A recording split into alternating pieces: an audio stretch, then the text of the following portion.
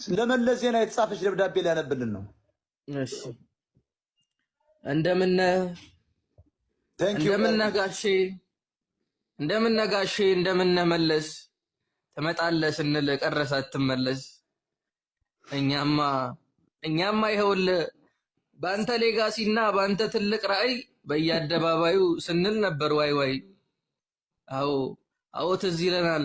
ጀነራል ሁሉ ተኩስ ነው ትእዛዙ፣ ወገን ይጥል ነበር የግፋፈ ሙዙ። ለምንድነው ስንል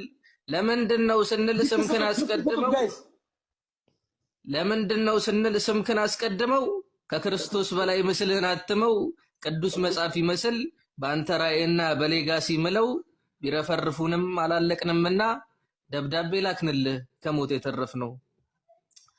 የሆነ ሶንና ግን አንተ ደህና ነህ። እኛማ ይኸውልህ ደርሰህ ስትናፍቀን አይሞትም የምትል ሙዚቃ ሞዝቀን መቃብርህን ልንስም አበባ ልናኖር ስላሴ ብንመጣ ፌዴራል ያይሃል እስረኛ ይመስል ሾልከህ እንዳትወጣ። መቼም ስላሴ ውስጥ ባለስም ነውና የሚቀበርበት አንተን አየት አድርገን ዞር ስንል ድንገት እነፊት አውራሪ ቻለዘብ ቆመዋል። የሆነ ሶንና ሀየሎም ደህና ነው። እዛም ትግል ይመራል፣ እስር ቤት ሰባብሮ ታራሚ ያስፈታል። እዛም ከፊት ሆኖ ጭቁን ይታገላል። እዛም በጀግንነት በለኮሳት ሻማ ነፃ ነኝ ባለበት ርዕሰ ከተማ ትንሽ ግሮሰሪ ይገባ ይሆን ደፍሮ። እዛስ ጀማል ያሲን ፈጠራም ባጓሮ ሀየሎምን ሰወው በሐሺሽ ናላው ዞሮ።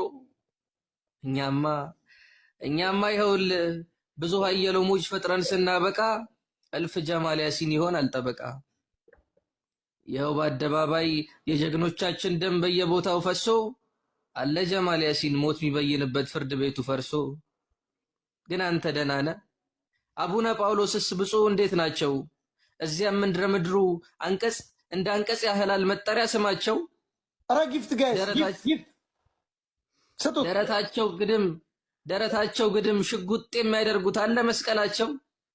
እኛማ ይኸውልህ ጳጳሳት አስታርቀን ሾመን በአደባባይ ቃላቸውን እንጂ ዘራቸውን ሳናይ አለን በአንድ ላይ። የሆነው ሆነና አቡነ ጳውሎስ ጳጳሱ እንዴት ናቸው? ደረታቸው ግድም ሽጉጥ የሚያደርጉት አለ መስቀላቸው። እዛም ትውልድ ሲያልቅ ወገን ደሙ ሲፈስ እምነት ሲተራመስ አያውቁም ግሳጼ። ሰሎሞን ኢትዮጵያ እንቆብራለን ብላችሁ ይዛችሁ የምትሞቱ ሰዎች ለክፉም ለደጉም ትርፍ ሳጥን ለራሳቸው ይዛችሁ እንዴ ምን ማለት ነው? ኢትዮጵያዊ አይደለም ብሎ ኢትዮጵያን ሕዝብ ውሻ ቆሻሻ አድርገው ያዋረደ የእኛን ወንድሞች ሬሳ በየቦታው ጅብ እንዲበላ ያደረገ ሳየ ከፈለጋችሁ ለጅብ ስጡ፣ ይዛችሁ ግን እንዳትመጡ። ነገር አይበላቸው። እሺ ጭራሽ ስላሴ ሁሉ ቢቆበር የሚል ሀሳብ መጣ ለአንዳንድ ወያኔዎች። አንዳንድ ሰው ግን አምሮቱ ከባድ ነው። የሌለ ነገር ነው የሚያምረው። በቃ የሌለ እንዴ አምሮትም እኮ በልክ ሲሆን ነው ደስ የሚለው። ጭራሽ ስላሴ ስንት ጀግና ስንት ትልልቅ ሰው በተቆበረበት ስንት ቅዱሳን በተቆበሩበት ስላሴ አሁን ሰሎሞን እዛ ሊቆበር ነው። እሱ እንዳማረ ይቆራል። የማይሞከር ነገር ነው እና ጉዴላችም ይሄ ሬሳ በቁሙም ተጉላልተው ካረፈ በኋላም እንደገና ከሞተ በኋላም አታጉላለት። እዚህ ይዛችሁ አትምጡ፣ ትጉላላላችሁ። አሁን አረጋይ ገዢ እንዳጣቃ ይዛችሁ መንገድ ለመንገድ ስለምትንከራተት እዚህ ባታመጡት ጎፈንድሜ እያሰባሰባችሁ ነው ተብሏል። ከሞላልን ነው የምንቆብረው ብላሉ። ካልሞላ ጎፈንድሜ ቤተሰብም ቶሎ ቀረብ ብለው ካልቆበረ ቆባሪም ኮለለ ገንዘቡም ካልሞላ አሉ አሜሪካ መንግስት ያውቃጥላል። አቃጥለት እንደሆነ እንደራሱ እኛ ወደ አገባን ምንም ከፈለጋችሁ እንደሆነ እንዳቃጥለትና አመዱን የሆነ ተራራ ላይ ቦተና አድርገት ከፈለጋችሁ ደግሞ እዛ ህንድ ውቅያኖስ ውስጥ ወርውርትና አሰኖባሪ ይብላው። ከፈለጋችሁ ግን ቋንጣ አታርገት ቶሎ ብላችሁ ይሄን ነገር አድርጉ ነው ወይስ ደግሞ ኦርኬስትራ የሆነ ዝግጅት ልታቀርቡለት ነው እንዴ? ህወሓት እኮ ከባድ ከነች ከባድ የሬሳ ሳጥን መግዣ የሌለው ብር ሚሊዮነር ነው ስትሉን አልነበረም እንዴ? እኛ ራሱ እኔ ራሱ አምኜ ለውርስ ራሱ እንትን ተፍተፍ ለማለት እየሞከርኩ ነው ለውርስ ራሱ እና ካልሆነ ደግሞ አፋር አምጡና ኤርታሌን እንቁበረው። በቃ እንደ ኢትዮጵያ ካልሆነ ግድ ብላችሁ የምታስቸግሩን ከሆነ በቃ ወጪው ከኛ ይሁን። በቃ የፈጀው ኤርታሌ ይቆበር። እኔ ደግሞ ካልሆነ ደግሞ ትንሽ ጊዜም ቢቆይ ማድረቃቸው ካልቆረ ደግሞ ገና ቢጤዎች አሉ እነ ሞጣ ቆራኒዮም እነ ማኛም እነ ዳልቻም እነ ጆጂ ኪያም ይሄ ጣፈንታ ይደርሳቸዋል። ታያላችሁ ለመታየት ያውቅ ይሄ ጣፈንታ የሚደርሳቸው ገና ሺዎች አላቸው። አክቲቪስት ነን ባይ ፖለቲከኛ ነን ባይ ገና እንደ ሶሎሞን ተጉላላላችሁ። እንደ ሶሎሞን ተካልኝ ሬሳ ህይወታቸው ብቻ ሳይሆን ሬሳቸውም ገና ይጉላላል። ይሄ በነገራችን ላይ እኔ በደንብ አድምቼ የምናገረው ለሌሎቻችሁ መማሪያ እንዲሆን ነው። ህዝብ ያዋረዳችሁ፣ ያንጓጠጣችሁ፣ ያንቋሸሻችሁ ይሄው የሶሎሞን ተካልኝ እጣ ካልደረሳችሁ ምን አለው በለኝ። ተሰብስባችሁ ልትበሉ ነው ሁለት ኧረ በስመ አብ ግን እያለች ነው ብቻዋን ናት።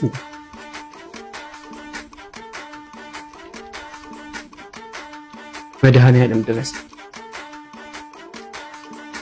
ሌላ እጅ እየታየኝ እኮ አይደለም። እሷንም ቢያት እሷንም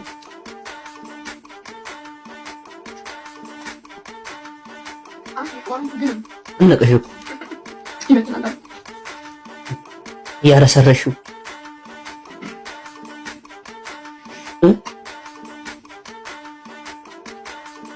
ኧረ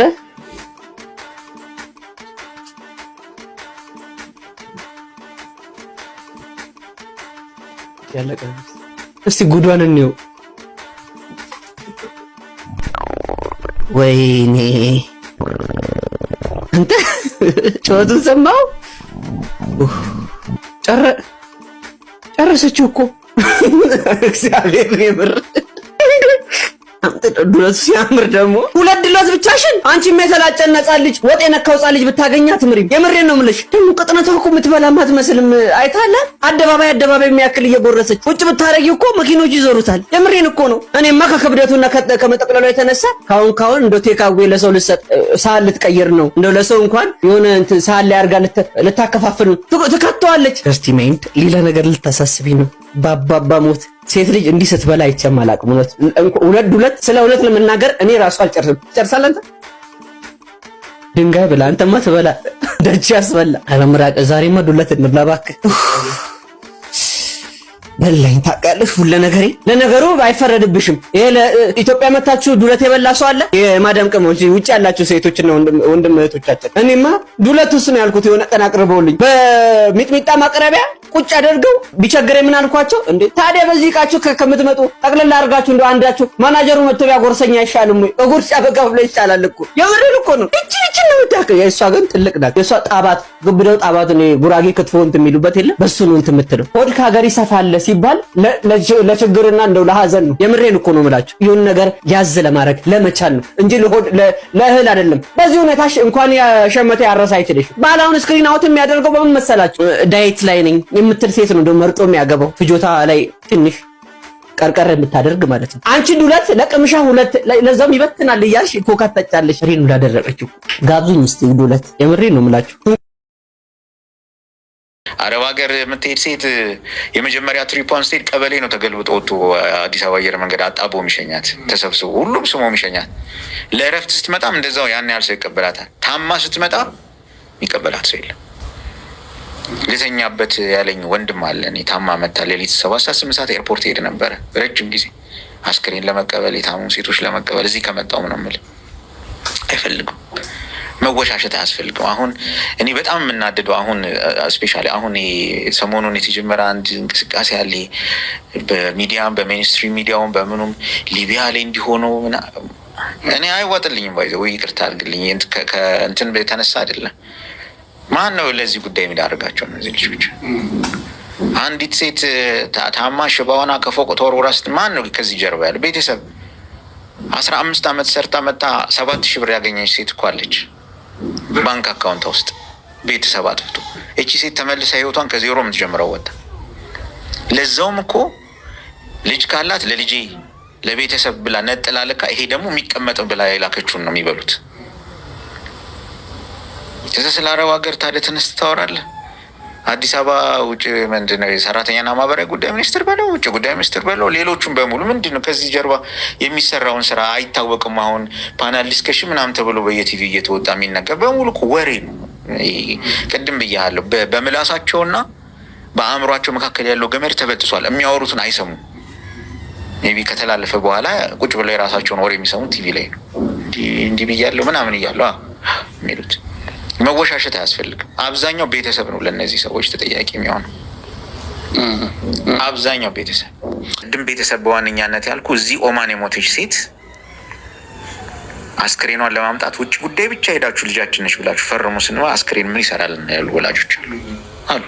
እዛው ቅበሯት ያሉ።